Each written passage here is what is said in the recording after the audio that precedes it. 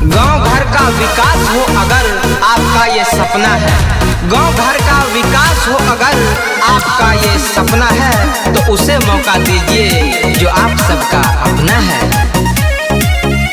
पुष्पेंद्र भैया जिंदाबाद जिंदाबाद, पुष्पेंद्र भैया जिंदाबाद जिंदाबाद। लाना है जदी विकास जी, करना है एगो काम खास जी, अब की बार नहीं चुकना है। लाना है जदी विकास जी, करना है एगो काम खास जी।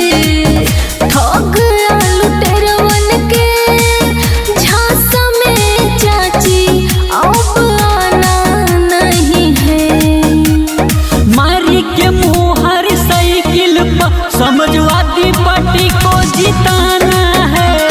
मारी के मुहर साइकिल पर पुष्पेंद्र को संसद बनाना है, एकदम जिताना है। बुजुर्गों की तकलीफें युवाओं के गम देखेंगे, बुजुर्गों की तकलीफें युवाओं के गम देखेंगे, हर घर की समस्या को केवल हम देखेंगे। बड़े बड़े भाषण देने नेता बहुत आते हैं, मिलते ही कुर्सी सा वादा भूल जाते हैं। करी सपन को बोली रस भौजी, रख साइकिल पर तू विश्वास भौजी।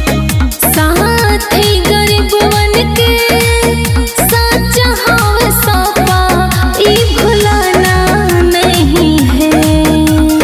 मारी के मुहर साइकिल पर समाजवादी पार्टी को जिताना है। जरूर। मारी के मुहर साइकिल पर पुष्पेंद्र को संसद बनाना है। बहुत देख ली जमीन अब आकाश देखेगा, बहुत देख ली जमीन अब आकाश देखेगा, जमाना इस पंचायत का विकास देखेगा। समाजवादी पार्टी जिंदाबाद जिंदाबाद, समाजवादी पार्टी जिंदाबाद जिंदाबाद। घटी महंगाई रोजगार सबको मिलेगा, आई साइकिल अब की कमल नहीं खिलेगा।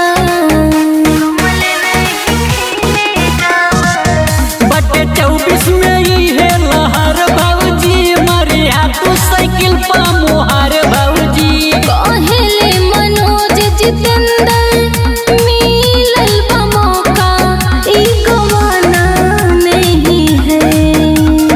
मारी के मुहर साइकिल पर समाजवादी पार्टी को जिताना है। साइकिल छाप। मारी के मुहर साइकिल पर पुष्पेंद्र को संसद बनाना है। साइकिल छाप जिंदाबाद।